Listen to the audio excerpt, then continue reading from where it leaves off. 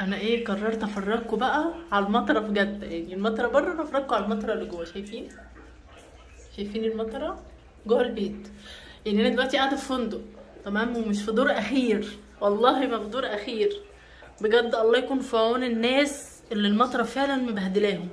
شايفين الارض كلها ميه، هي ممكن تبقى مش باينه بس انا هوريكم يعني على قد ما اقدر.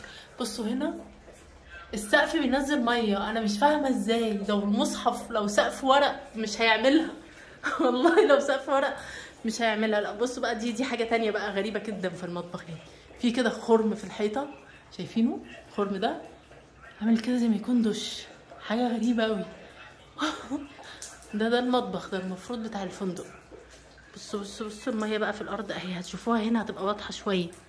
شايفين عامله ازاي؟ طبعا انا اتصلت بالعمال بتوع الفندق، قلت لهم الفندق الاوضه يعني بتغرق وكده. كتر خيرهم بعتولي العامل. شايفين الميه نازله من التكييف، دي بقى ميه التكييف.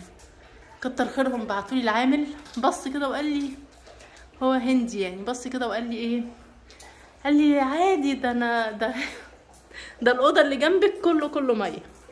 يا سلام الارض كلها ميه، السجاده بقت ميه اهي. قال لي الاوضه اللي جنبك كله ميه، فاللي هو يعني عادي طب هتمسحها لي يا عم اهي، بصوا شايفين الميه، طب امسحها لي نضفها لي اي حاجه. قال لي لا لما المطر هتخلص هاجي امسحها لك. قلت له طب كتر خيرك. شايفين دي بقى فوق الاوض، يعني فوق بيبان الاوض، هي دي شقه مفروشه يعني، شقه مفروشه في فندق ده كده فوق بيبان الاوض. شايفين واضحه؟ يا نهار ابيض، والمصحف ما مصدقه نفسي، عمري ما شفتها. شايفين الميه؟ انا مش عارفه اقول ايه، حاسه ان هي بتمطر جوه البيت. شايفين الميه عامله ازاي؟ شايفين